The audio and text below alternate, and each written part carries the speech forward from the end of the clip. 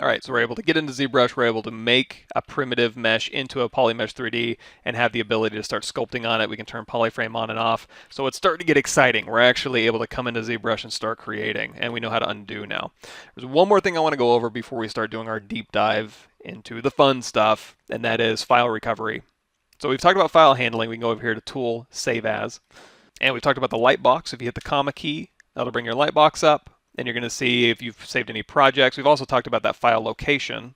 So where these Lightbox folders exist, and you can just click on these and they'll tell you. It goes in C, Program Files, Pixelogic, ZBrush 2018, Z Projects, right here. So anything you click on here, just look down here and it'll go ahead and tell you. You can double click on any of these folders. You can click on it and that'll tell you the name of it, ZPR, if you can't see all of it here. We have tools to have easy access to them. And one thing I may have forgotten to mention, for example, we're in the tool folder here. We go here to Z Tools, and then here's the folders that are in here and the objects that are in here. If for some reason in my Z Tools I wanted a shortcut to another drive, like I don't want to put this on my C drive, I want to put it on my E drive or something, what I'm going to do is I'm going to take this ship folder here, I'm going to right click in here, and I'm going to say create a shortcut here. So now I have a shortcut to that ship folder, and if I double click that, you're going to see the ship folder resides on a completely different drive. So it's not on my C drive anymore, it's on my E drive.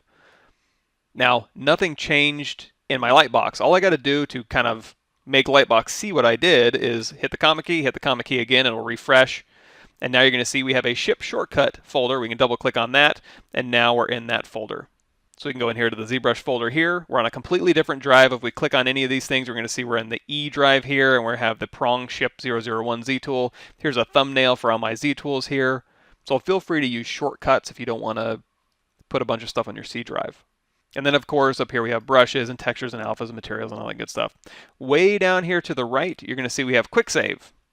If you've ever had anything crash on you, you're going to see, so for example, I had one crash on me here. I have a recovered Z tool. Where these things survive is C users public documents ZBrush data 2018. So if I go to that folder, I'm sorry, ZBrush data 2018, we'll go to that folder here.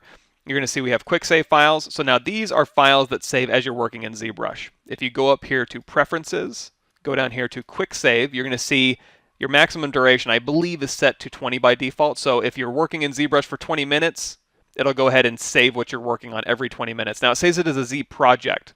So everything in your ZBrush interface gets saved. If you have a bunch of tools open, like all this stuff we've opened here, your document camera view, your lighting, all of that gets saved as a QuickSave Z project. It's going to do that every 20 minutes. If you don't like that, change that maximum duration, go up here to config, hit store config, and that'll update that.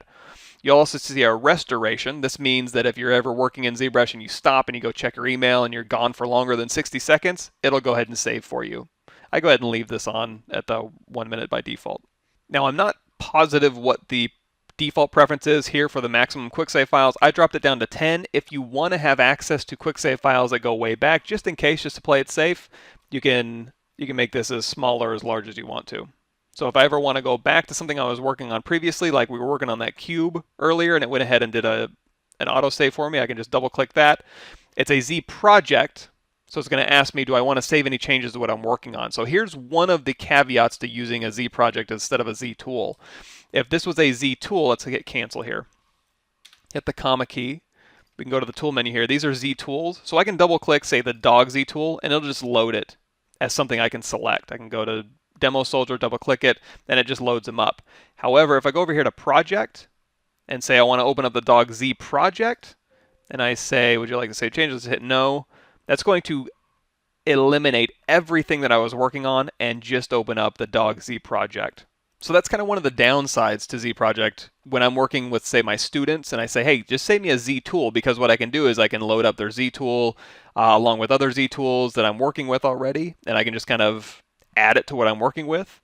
However, if you send me a Z project, it just eliminates everything, and it also usually tends to give me a bunch of garbage that you were working on that you didn't mean to send me. But if you go to Tool Save As, I can just load it up as a tool, and like I said before, I can just load up multiple tools at once here. Demo Soldier, Dog, Demo Head, and I can just load these tools up and start working on them or appending them to each other, whatever I want to do. However, if I go back here to Project and we load up the Demo Head Female, it's going to just get rid of everything. And now I just have this Female Head Z project. So Z projects, while they are all self-contained and they save a lot, they tend to just override everything that you're working on. Whereas ZTools, you can load up multiple and you're good to go. So back to QuickSaves. Hit the comma key, go here to QuickSave. These are your QuickSaves here. If you ever crash in ZBrush, it'll put a recover tool right here as well. And it'll tell you when you crash, it'll be like, hey, don't worry, you didn't really lose anything. Just go over here and double click on your recovered Z tool. And you'll also might have a recovered Z document. Usually I just tend to revert back to my recovered Z tool if that happens. And again, it gives you the folder information here. So if you go to that folder, you're going to see here's all my QuickSave files.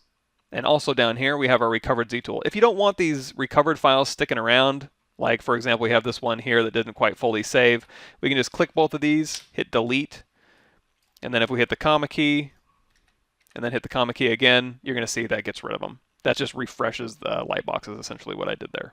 And if you want to delete your QuickSave files, just go through here. Let's grab all of our QuickSave files, hit delete, and then again, we can hit hide and then hit the comma key to bring it back, and you're going to see this thing's completely empty.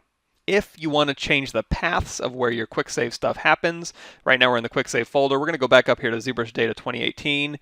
Down here at the bottom we have a scratch disk path. You can double click that and you can change where that path goes, and you can also go here to the QuickSave path and you can change that. So if you don't want that stuff on your C drive, go ahead and move that location.